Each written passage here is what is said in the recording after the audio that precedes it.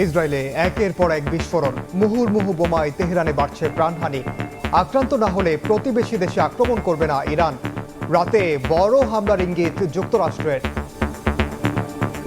দুটো স্টেশনে গেছে, তার তেল নাই তাই বলছে। সব জায়গায় অ্যাভেলেবেল দিচ্ছে না, এখান থেকে দিচ্ছে। ওভারলোড করি মানুষে এতগুলো তেল পরিমাণ নিচ্ছে। গভর্নমেন্টের এখানে অ্যাভেলেবেল তেল আছে। জ্বালানি নিয়ে শঙ্কায় পাম্পে গাড়ির সারি, বাড়তি চাহিদায় সীমা বেঁধে দেয় বিপাকে অনেকে। উদ্বিগ্ন না হওয়ার আহ্বান মন্ত্রীর, আসছে আরও দুটি জাহাজ। আরও দুটো ভ্যাসেল আসছে 9 তারিখে।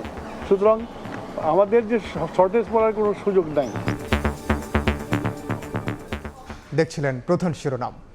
সন্ধ্যার সময়ের সঙ্গে আছি আমি ওমর রিনান। এবার অন্যান্য শীর্ষ সংবাদ।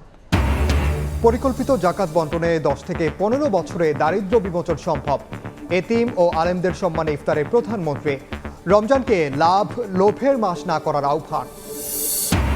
জনপ্রত্যাশা পূরণে বিএনপির এমপিদের প্রশিক্ষণ। সংসদকে অতীতের খারাপ সংস্কৃতি থেকে বের করার প্রত্যয়। প্রথম অধিবেশনে রাষ্ট্রপতির ভাষণ দেওয়ার প্রস্তুতি সম্পন্ন। অপমান থেকে এই নরসিংদীতে ধর্ষণের শিকার কিশোরীকে হত্যা করেন সৎ বাবা। দায় চাপান ধর্ষকদের উপর। আদালতে স্বীকারোক্তিমূলক জবানবন্দি। এবং ছুটির দিনে সকাল থেকেই জমজমাট ঈদ কেনাকাটা। বিপণী বিতানে ক্রেতার ভিড়। প্রাধান্য পাচ্ছে আরামদায়ক পোশাক ও জুতা। দিনভর ভালো বিক্রির আশা।